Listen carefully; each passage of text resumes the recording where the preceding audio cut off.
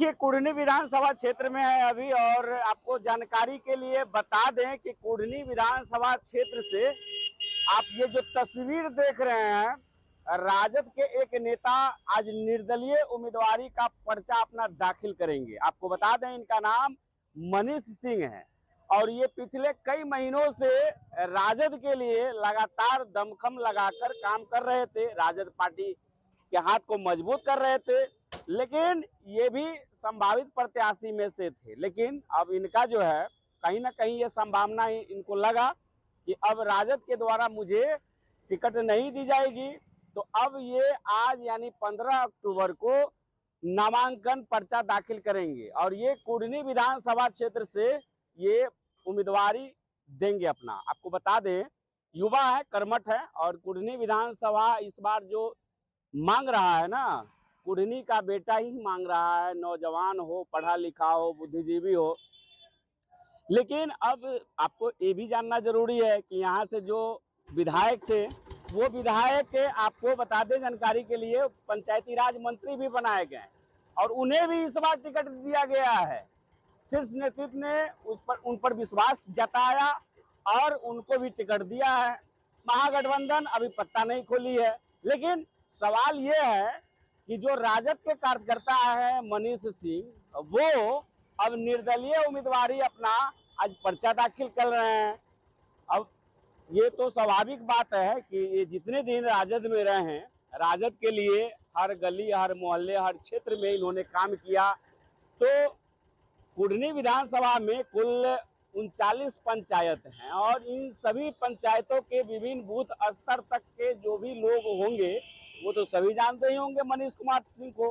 तो मनीष कुमार सिंह अब ये अपने आप को कुढ़नी विधानसभा के जितने भी मतदाता हैं वो सभी को यही आह्वान कर रहे हैं कि भाई अब मैं आ गया हूं मैदान में और सभी लोग अब आशीर्वाद दीजिए।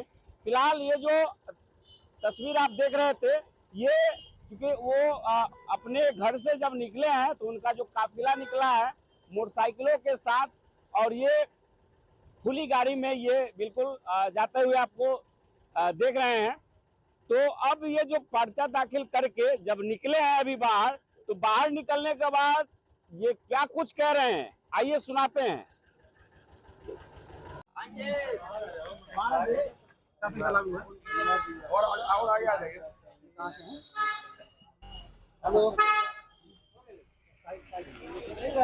कुढ़नी का एक ही मुद्दा है, विकास, भ्रष्टाचार से मुक्ति, जन कल्याण, शिक्षा, स्वास्थ्य, रोजगार, नौकरी। कृषि में क्या कर सकते हैं किसानों के लिए, कृषि प्रधान एरिया है, लेकिन लोग आज़ादी के 75 वर्षों बाद भी सारे मिनिस्टर एक न एक बार कुढ़नी से बने और आज तक भी रोड और नाला में उलझे हुए हैं, रोड और बिजली में उलझे हुए हैं 75 साल बाद।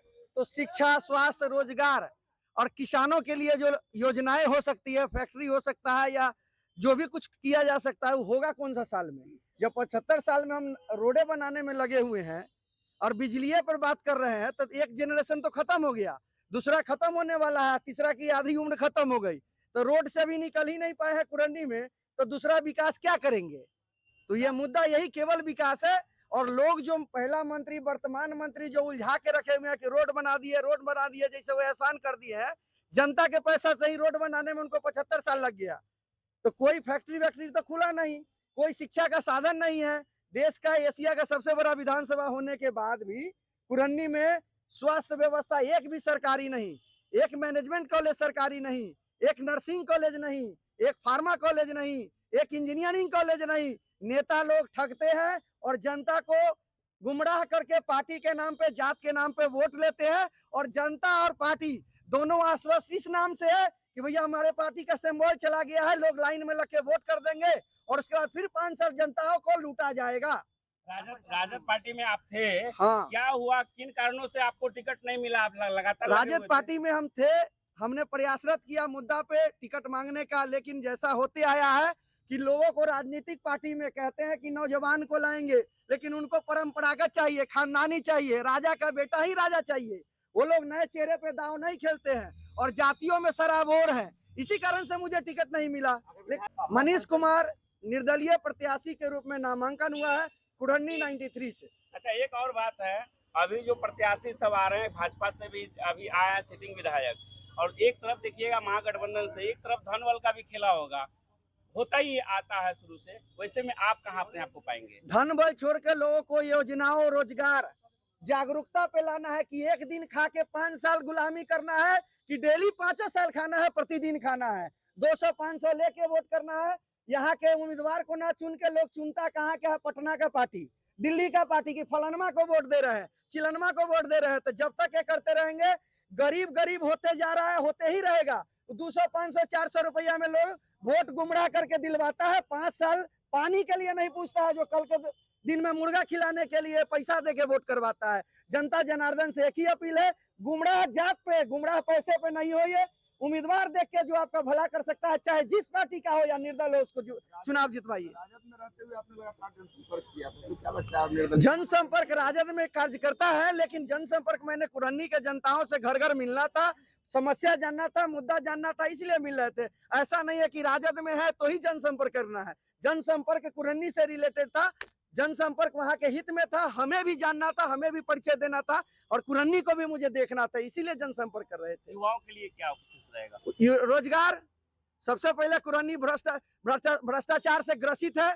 हमें लग रहा है कि बिहार के सबसे भ्रष्टतम ब्लॉक में से है। यहाँ पे ऊपर से नीचे तक कमीशन खोरी बंद होना है। पहला व्यवस्था भ्रष्टाचार खत्म करना, और दूसरा 39 पंचायत होने के बावजूद कुरहनी में एक ब्लॉक है, अर्जेंट रूप से दूसरा ब्लॉक का सृजन करने के लिए मांग करना है। जो भी प्रत्याशी जीत जाते हैं भ्रष्टाचार की आवाज उठाते हैं, लेकिन बाद में वो जाके खुद भ्रष्टाचार में लिप्त हो जाते हैं, वैसे में फिर क्या होगा? हम ऐसे प्रत्याशी को नहीं, हम जनता को बोलना चाहेंगे कि देखिए और दूसरी बार उनको मौका ही मत दीजिए। बहुत बहुत धन्यवाद। धन्यवाद।